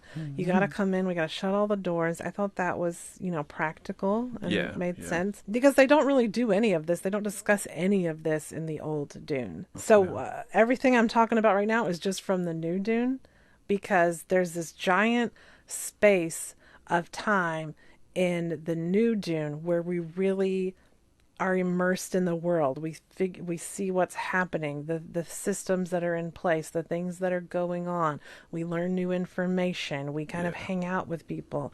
Whereas in the old one, it's just like to the next thing. There's not a lot of explaining what's happening. It's more about just like Paul's going crazy, and then the way that people are disgusting. It was, you don't really get an idea of the world. You're just kind of in Paul's world in the old one. Yeah. So anyway, I was hoping that homeboy has SPF on, because it's like an Irish person going and living in Florida. All right? And he was very pale. And I just really hope that he had SPF on. I don't know where they filmed any of this. I didn't look it up. But damn, I hope he was wearing SPF. So this is a part where Duncan comes, and he's been out living with the Fremen for an extended period of time, getting to know them. And we find out that, he's more a part of things. He's been out living in Arrakis and talking to the Fremen and all of that stuff and they explain the situation better, that Duncan was sent to befriend the indigenous people of Arrakis to essentially get them on the Atreides side so that they have a bigger army for, if any shit went down. Yeah. Like Atreides wanted power in the people and not just the money from the spy. Yeah. He wanted to be more inclusive of the native population versus trying to shut them out and just get money. Kill them. Yeah. And it was just like everything was a more believable system of doing things. The way that the ships and things were laid out made more sense to me. It just... It wasn't as much of a mind fuck. And of course, now there's so much more technology where we can make things that look right and have, the ships that look like what they would have looked like in this world or whatever. Like, just everything is much more realized, and we just didn't have that technology in 1984. You had a speak and spell. It's essentially like ET technology back then, whereas if you've seen the new Dune, this is not ET technology. So what happens is one of the factories gets shut down or something, or spice isn't being produced at the same rate it needs to be. There's some shit happening, and Duke Atreides, the dad, he's hands-on. He's a hands-on leader. Yeah. And so he's like, you know what? I want to go see this shit. I want to see what's happening. I want to know how all of this works and why things are fucking up right now. Because now shit is on my terms, and I want to make everything run right, and I want to see what y'all are really doing. Yeah. So take me to this little spice place. And they're like, okay. So they get in a Dragonfly helicopter. So they go out. They meet the lady. Yeah. Who was a guy in the old one. Yeah. I think that this was one of the best recastings that they did. Yeah, I liked her a lot. And she was, I don't know, she's, again, a more realized character. She's a Fremen. She knows about this planet, right? Technically, she's not, born a Fremen, but she's been in with the Fremen so long that she's, considered one by them. So it doesn't seem like you have to live on the planet very long to get the blue eyes. Yeah, it only takes a couple of years. So who can keep track of who's a Fremen and who's just been there for 2 years? Yeah. Okay. So she just happens to look like a Fremen because she's been there long enough. Yeah, yep. Oh, okay. Well, she knows shit about the planet, and she's going to take them out on the helicopter to show what everything looks like. This is when we meet the worm. There's big old worm, giant, massive worms that are basically like traveling sarlacc pits, and they just swim through the sand all the time. The constant thumping of the spice harvester is what attracts them. Yeah. And they come to eat it, I guess. Yep. All right. So do they eat spice? Is that that turns them on, or? It's just the noise spice. that is hey, that might be food. Yeah, I think it's just the noise. Okay, and these things are huge and they're frightening. Yeah, a quarter of a mile long or something like that. And we learn that the Harkonnens have basically taken all the money instead of building up the infrastructure and upgrading and taking care of the equipment. Yeah, plus they've been sabotaging stuff. And they've been sabotaging stuff because they want the Atreides to die. So the equipment's not working well, and the thing that's supposed to come and lift the spice harvester out of the sand so the people that are working it, there's people in there, don't get eaten by worms, that thing doesn't work. And essentially the plantologist, Liette, Yes. she is very impressed when Atreides is like, we need to save those men, not we need to save that spice and make my money, honey. And so they save the men. It's one of those things at the last minute, they get everybody on, everything's too heavy, oh my god, it's gonna go. Good, everybody's alive. So while this is happening, Paul is supposed to go help get people out of the machine that's not working. He's supposed to help evacuate people into the helicopters so they can get them away from the worm. And he basically gets a big old snort of spice. It lights him up from the inside out. He is like tripping balls. He's having his premonitions. He's talking to the wheel of the machine. He's just seeing things. He sees all the spice in the air. It's beautiful, you guys. It's very glittery. I loved it. And yeah, he's tripping balls. And someone has to come out. I think it was Gurney had to come out and get him. That's the Picard character. And is like, what the fuck, dude? And they almost get eaten by a worm. So they rescue him. This is also when we find out that the worm is sacred because Liette, she prays to the worm. And so now we know that they worship they worship the worm, Shai Hulud. So I thought that was interesting. Also, I didn't know that the Emperor's army had a name, the Sardaukar. Sardaukar, okay.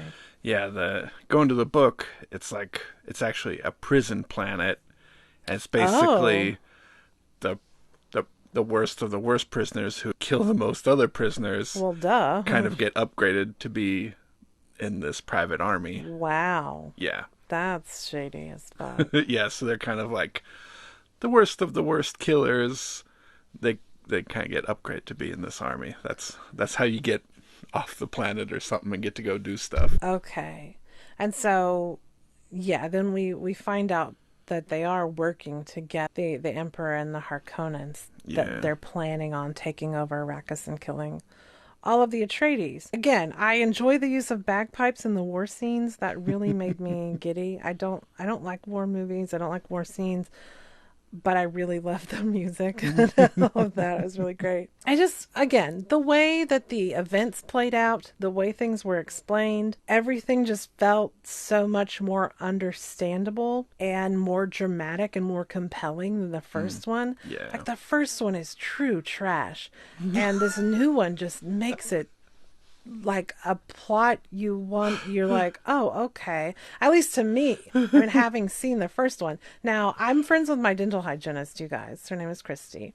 And hopefully she's okay with me mentioning her name. She's great. And she went to see it last night, not knowing anything about it. And I asked her opinion about it. And she said it was still the new one. She said it was still hard to follow because she didn't really know anything about the story or anything that was happening. So she says it was still hard to follow for her, and thinking over it, she kind of understands some of it now, but that it was too graphic and much darker than she prefers. And I told her, I was like, oh, well, you'll definitely hate the old one because it is way more graphic and nasty and gross, especially with the Harkonnen stuff than anything. And I think it's more, the old one is more odd, where this one does have like a darker plot line where people are, you're trying to kill people and all of that stuff. And that there's a lot going on with like the indigenous people and their planet being destroyed and their race of people being attacked and targeted. And the 80s one is definitely an 80s movie, that's oh, back. Yeah. Like Freddy Krueger was big back then, and just like that crazy kind of gore horror stuff. And I think Emperor Strikes Back had probably just come out a little bit before or something, or was about to. In any case, Star Wars had come out. Yeah. So it was kind of a mix of, some of that stuff. And I will say it was definitely I remember when I watched it as a kid and stuff, it was definitely different from anything that was out there currently, Yeah. than just everything about it and stuff. But now, definitely, like, rewatching it. And It doesn't age well. yeah, and then watching the new one and seeing how it could be, it's like, Yeah. oh my God, you really start to see the flaws in the old one after you've seen the new one, because you're just like, Yeah, totally. oh my gosh, like, David Lynch does not like people to act. He likes to have like moody visuals and make you try and like Gross you out? yeah, I don't know. It's I didn't feel for any of the characters in the old one. yeah. And there were a couple of times in the new one where I teared up.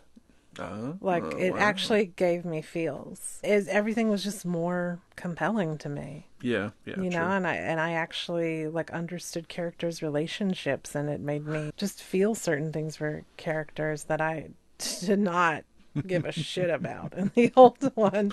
Yeah. So, okay, now we're going back to the old, and this is when we meet the little lady, shout out Mapes, which Oh is yeah. not in it for very long, but I like Linda Hunt. Now, she's a little lady. You would know her face if you saw her. This was only her third film. I did look her up because I was wondering, like, because I mean, she always essentially looks the same to me, and I feel like she's been in so many things. Yeah. But in reading her filmography and stuff, there wasn't a lot that I recognized, but I feel like she's been in so much.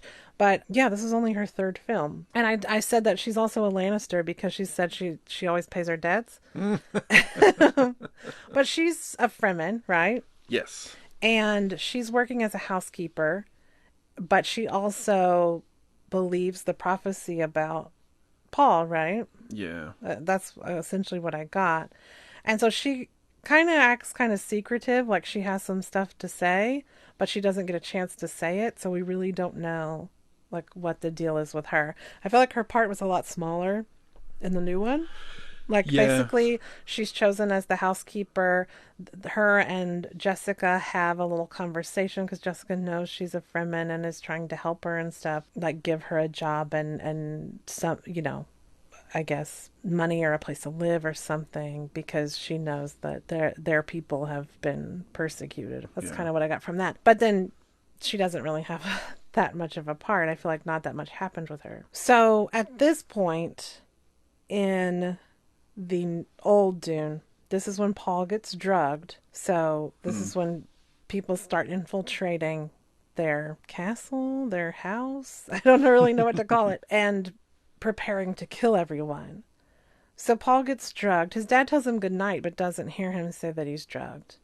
And then sees Mapes on the floor. She's essentially been killed. And then we find out that there has been a traitor all along working for the Harkonnens. Mm-hmm. That's Mustachio in the old movie. It's the Asian doctor in the new movie. In both movies, they got a triangle on their head. Yes. Which means they have imperial conditioning, which means they should be able to be trusted completely without any hesitation. Like there's no way they should be able to be a traitor, essentially. Oh, okay. Because they've gone through this imperial conditioning, and there should be no way. That's why they're also doctors, because you can trust them that they aren't going to do anything bad to you and stuff like that. Because in the books, it kind of goes on some of like the old fiefdom sort of stuff about like your food could be poisoned at any point and stuff like that. Yeah. They have these poison sniffers for their food and all kinds of stuff. So there's so that's one of the things, you got to have a doctor who's imperial conditioned so that you can trust them not to poison you or drug you. Right. Okay, that makes sense. Well, I'm glad that the new guy didn't keep the mustache, because it's basically just like little sensor bars on his upper lip. That's really weird. So we find out he's a bad guy, and he shoots the Duke with a poison thing. So dude's gonna die, but this one made him more like drugged, like he couldn't move. And then the doctor explains, like, you're gonna die. He will kill you. He's got to come. The Baron, the fat guy, is going to take you prisoner. But here's the thing. I'm going to yank out one of your teeth, and I'm going to put this fake tooth in there. And when you bite down real hard, it turns into a poisonous gas, and you just breathe that out into his face and kill him. you're going to die too, but you're going to die anyway. So why don't you do this for me? Kill him with the poison gas while he's in your face. Yeah. And if you do that, then I'll take this ring and make sure Paul gets it, and I'll try and help them out. Yeah, I'll save them. Yeah. I'll make sure they're okay. So that happens. He puts the fake tooth into the dad's mouth and has to leave him. Now, at this point, everybody knows something's going down, and so people are trying to get away and stuff. Also, if you're keeping track of the pug, Picard has the pug. He saves him from the castle or whatever you want to call it. In his coat.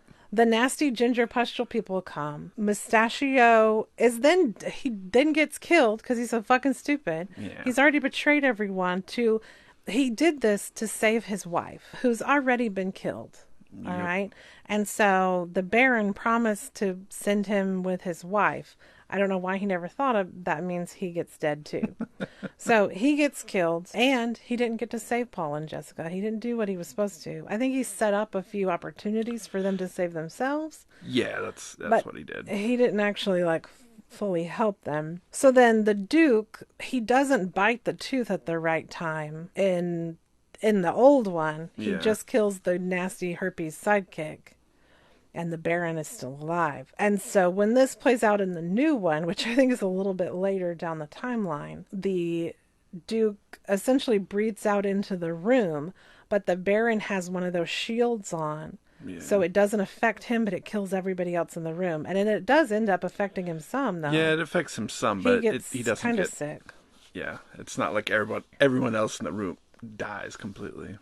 Yeah. So then Paul and the mom are kidnapped, and they're taken off into a helicopter to be distributed into the desert.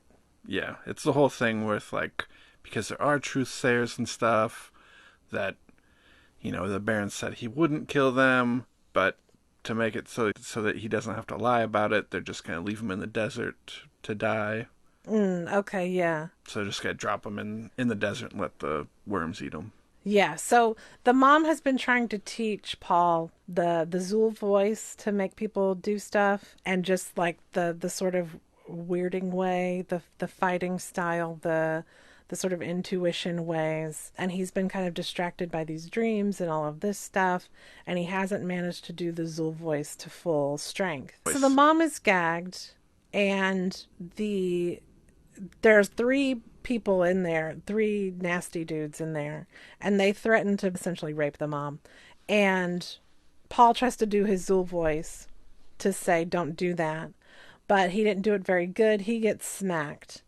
And so this is in the new one. This is what's happening in the new one. Kind of both in both of them. Yeah, I mean, it's essentially the same thing. In the old one, there were 2 people. But essentially what happens is Paul tries to use his voice. He ends up being able to get the guy to take the gag off of his mom so she can use her Zool voice. So they're Zooling back and forth. They make one of the guys kill themselves. They make him fight with the other guy. And then Paul has to get control of the plane. Or the helicopter, whatever the fuck you want to call it. And they do have these special suits they have to wear in the desert. Now, this is an issue I had too, because they're called still suits. But you have to be moving for them to work. And I don't understand why they would call it a still suit. It might be a different spelling. I forget. Okay, well, the suit is like this futuristic kind of astronaut-y looking suit. It's kind of this rubbery, think superhero meet astronaut. I don't know. But it has this filtration system that uses your body's moisture, your sweat, your urine, your poopy, whatever else, your tears, anything. It makes all of the moisture, it filters it into water for you to drink. Because again, it never rains in Arrakis. There's nothing for you to find easily. So the suit will help you sustain life. It can protect you for a certain amount of time. But you have to, in the movie, they say you have to be moving for it to work, its filtration system. And I just thought that was so silly that they called it a still suit. So the suit itself, I think, is the idea is good, but the suit is really hard for them to get into. Someone else has to strap you in, and I think that's a bad idea. Because shit could go wrong at any moment. But once you're in the desert, I guess you're not taking it off. So yeah. One thing I never got was why the suits are black. I know, right?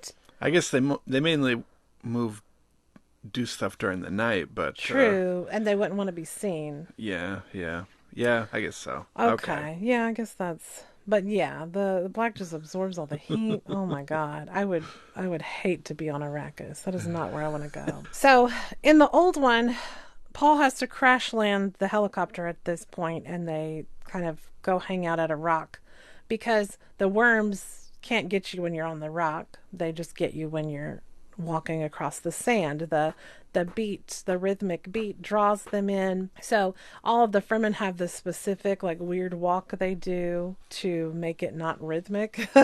Yeah. To protect themselves. And so in the old one, this is where he has the spice moment where he ingests too much spice and he suddenly knows things that he's not supposed to know, like that his mom is pregnant with a child. And he has these more premonitions where he hears the Muad'Dib and he sees the moon and all of this stuff that, he doesn't fully understand, but it's like all of this is awakened in him. So this is when they eventually run into this tribe of Fremen, and his mom agrees to teach them her magic fighting ways if they get to live with them. Yeah. Now, this is when they declare Paul as their Messiah, and his name is now Usul, but only to them. And that now he's Paul Muad'Dib, and that's going to be his name, like for anybody, but only they can call him Usul. And in the old movie, the Muad'Dib part, he's like, what's the mouse shadow on the moon? Yeah, I have that written down. And it's not very good in the book, and what I'm assuming in the next movie, it's Muad'Dib is what those little mice are called. Yeah, see, that makes sense. Yeah. Because here was the whole thing. One of the questions I had after we watched the first movie was, why do the Fremen have a word for mouse when there's no mice on the planet? Yeah. There's nothing, life is not sustainable unless you live down in the cave like they do with their plants and their whatever they're doing down there with the water. And when you look at the moon, it's like, what is he talking about? The mouse shadow on the moon? Well, yeah, because they just show the moon in his premonition. There's nothing about a mouse. Yeah. So I have the most random line he blurts from the first movie and the new movie. So the most random line from the old one is, what do you call a mouse shadow on the second moon? Like, he just asked all out of nowhere. Yeah. And they're like, oh, we call it this. Muad'Dib. Yeah, and I was like, well, why do they have a word for mouse? There's nothing on that planet but worms and sand. So I didn't get it. But it's explained in the new one, because we see a little mouse, like a jerboa type thing, jumping around the sand. So in a couple spots. Yeah. So I said they do have mice. So not only did we see them running around on the sand, but when Paul was trying to learn about Arrakis before he moved there, there's kind of like these museum explanation pieces. Yeah, like these holograms. Sort of like when you go to a museum and there might be some kind of large diorama or something for you to see. So he was looking at these holograms, and there was a mouse in these plants, and it talks about how the Fremen are able to get moisture and make vegetation in their cave houses or whatever. And I was like, oh, there's a mouse. And then later on we see an actual little mouse jumping around on the sands. I was like, oh my God, they do have mice. They didn't show that at all in the old one. So that's I guess where it comes from. But that was so his most random line in the new one I didn't tell you. Grandfather fought bulls for sport. He just yells it at his dad in their hilltop graveyard. I'm just like, what? So there you go. Those are the most random lines. Oh yeah, and they gave his mom a new name, but only for them. Yeah, now we're getting into stuff that's in the second movie. Well, yeah. So I'm almost at the end of my notes with this. Okay. So again, they have water. They have some kind of irrigation system. They can make plants. I feel like in the old one they lived in just a cave. It was a cave. Yeah. There wasn't anything. We don't know how they had the ability to make suits or have water or do anything. In the new one, it's way more believable, because what their cave is like an abandoned sort of underground base or station or something. Yeah, and the new one, they go to the, I don't know, planetologist testing site or something like that. Before they found spice, they were trying to grow plants and stuff like that and be able to make the planet more hospitable. And then they found spice. Okay. But the Fremen have taken that over on trying to grow plants and stuff like that. So Okay. All right. It starts to get confusing because this is where yeah, there's the two definitely movies like kind of meet and then fall away. Jessica and Paul have been on the run to find the Fremen and try to, I guess, save themselves, but because yeah. they can't go back, because essentially the all of the armies met and fought. The Atreides were being killed, so the Emperor's army and the Harkonnens have come. They attack, the whole city's on fire. Jessica and Paul have escaped, and they're trying to at some point get through the night, but they were in a helicopter at some Yeah. point, and to get away from people they flew into this giant dust storm, Well, right? you're getting We're at ahead this on point. the new movie. So on the new movie and the book, they have that tent. They get out of the copter and they're in the Okay, well, tent. whereas in the old one, now they have met the Fremen and they're hanging out with them, Yeah. getting hydrated. In the new one, that hasn't happened yet. Yeah. It's more along the lines of the book. Okay, They they so they explain it to me. yeah, so So they are now, Paul and Jessica have gone to. well, so they they killed the Harkonnen guys in the copter, but the Okay, copter's disabled. right. But Yuli left them a tent, Who's Yuli? the Diamond Head. Oh, okay. The doctor. Yeah, the doctor. He left them a special tent that harvests their moisture and. Yeah, it's a tent that they can survive in or whatever. So they get in the tent, and then, yeah, Paul has some more visions, and that's when he sees that his mom is pregnant in the new one. And then they had an Atreides beacon, and so in the morning, Duncan comes and finds them, picks them up, and he takes them over to Liet, the planet ecologist. Okay, and that's at one of those stations. Yeah, that's at the station. So then they meet, and Paul's kind of talking to her and trying to convince her of, like, let's get the Fremen behind me. Oh, to help us, yeah. I'm now the Duke of the planet. I'm the one who's supposed to be in charge. Yeah. So maybe the Fremen can help me out, and we can help each other out. But then the Sardaukar show up. Those are the bad Emperor Army guys. Yep. And they start killing all the Fremen, and then they get into this hallway, and then Duncan. Oh, so Duncan Hodors, and he Yep. fights them off to save little Paul and his mom, Yeah. who then escape. Yep. Paul and Jessica go down one corridor, and Liet goes down another one. She goes down another corridor, and she's going to talk to the Fremen and tell them about what's going on and stuff and try and get them going, even though that she's supposed to stay out of it because the Emperor told her. It's another, I feel like, another good way of having African American woman cast in this part, because she's being told by the Emperor white guy to not be in any parts of this, but she's also in with the indigenous people and wants to help them and stuff. So Right. she's torn between both of these worlds and everything. But she's gonna go tell them, and she told Paul and Jessica to go find the ornithopter or whatever, and Yeah. and head into the dust storm. If they get up to 5,000 feet, Oh, I don't think I heard that part. yeah, if they get up to 5,000 feet, they'll be cool. They can just hang out up there in the dust storm and take it like towards the southern pole or something like that. But the Harkonnen or the Sardaukar start catching up with them, and they just got to bust it right into the storm. Yes. Meanwhile, Liet dies. She Yeah. gets eaten by a worm. Sardaukar follow her up and, Yeah. and stab her, but then she gets kind of the last. Yeah, she's Hurrah. like, oh, She's like, y'all want to fucking kill me?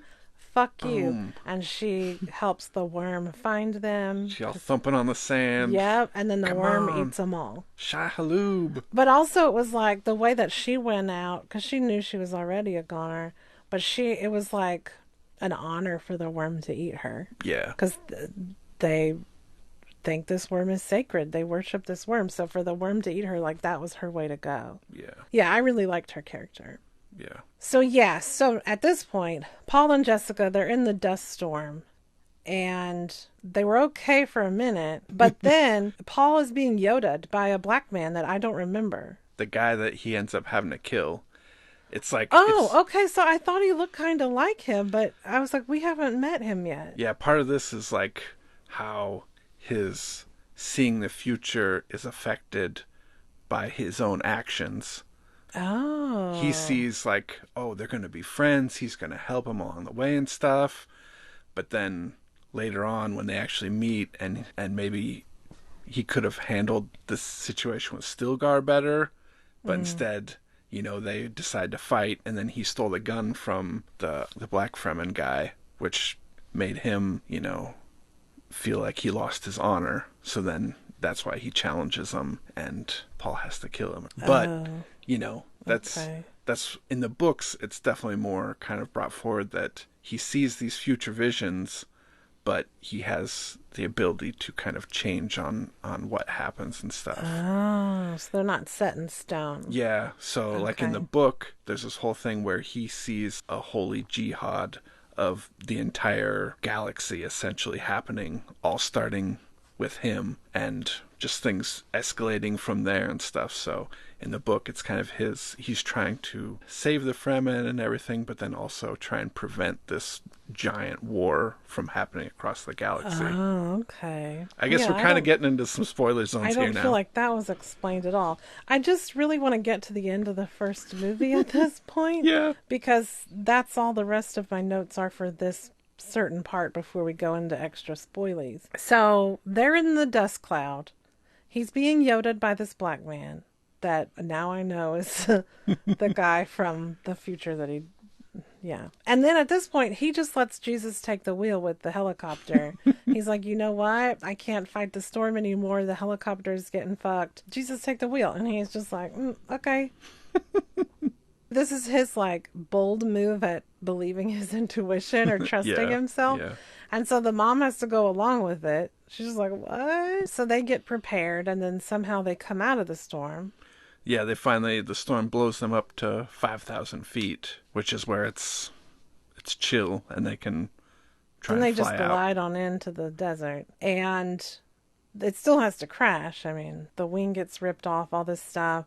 They crash into the sand. They gotta hustle because worms come to the crash. And they need to find the Fremen to get this army going to do whatever, right? Yes. Okay. So anyway, they go looking, and then they find some Fremen.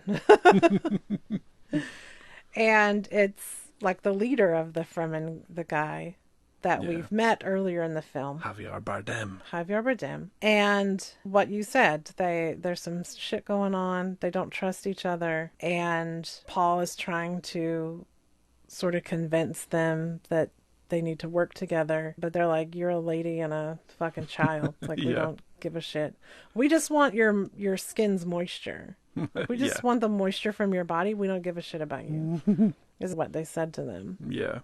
And then, so the guy got mad at them, the Fremen guy. Yeah. Because he didn't want them to come with them at all. Yeah. He didn't want Paul and Jessica around at all. He's like, let's kill him now. And Paul stole that gun that he had at one point. He stole that off of him. Okay. And that was part of where he felt dishonored. Okay. So he's like, how dare you, sir, steal my shit? Yeah. Fuck you.